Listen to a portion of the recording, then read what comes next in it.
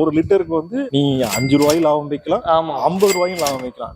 நம்மளுக்கு எல்லாமே 5-10க்கு. ஆமா, இப்போ ஒரு 100 லிட்டர் கடலெண்ணெய் வித்து நீ ஒரு 500 ரூபாய் சம்பாதிக்கிறக்கும் 10 லிட்டர் 50 ரூபாய் மேல வச்சு 500 ரூபாய் சம்பாதிக்கிறதுக்கும் டிஃபரன்ஸ் இருக்குல்ல. நீ அந்த மாதிரி 50 ரூபாய் லாபம் பார்ப்போம், ஏதாவது கலக்கிடுவோம், கலக்கி வந்து 50 ரூபாய் லாபம் பார்ப்போம். ஒண்ணு அந்த எக்ஸ்ட்ரீம் போயிடுறாங்க. இல்ல 350 ரூபாய் கொடுக்கறது எப்படி? நம்ம தான் லேப் டெஸ்ட் ரிப்போர்ட்ஸ் எல்லாம் ஒரு பேட்ச் எல்லாமே எடுத்துட்டு இருக்கோம். நோ அடல்ட்ரேஷன் ரிப்போர்ட்டும் வந்து கொடுத்துறோம். ஆர்டர் பிளேஸ் பண்ண உள்ள வரும்போது ஃபர்ஸ்ட் அதான் போகும். இப்போ நம்மளோட சேல்ஸ் வந்து பார்த்தோன்னா கிட்டத்தட்ட ஒரு 60ல இருந்து 50ல இருந்து ஒரு 60% வேர்ட் ஆஃப் மவுத்ல தான் சேலே பில்ட் ஆயிட்டு இருக்கு.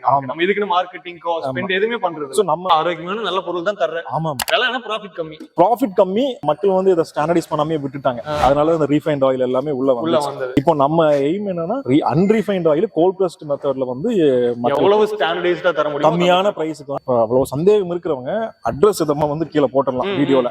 நேர்ல வந்து ஒரு ஃபுல் டேவோ ஒரு வாரமோ ஒரு மாசம் இங்கே கூட தங்கி இருந்து பார்த்து அப்புறமா வந்து வாங்கிட்டு போட்டோம். வேற என்ன பண்ண முடியும்? நம்மளால இவ்வளவு பண்ண முடியும்.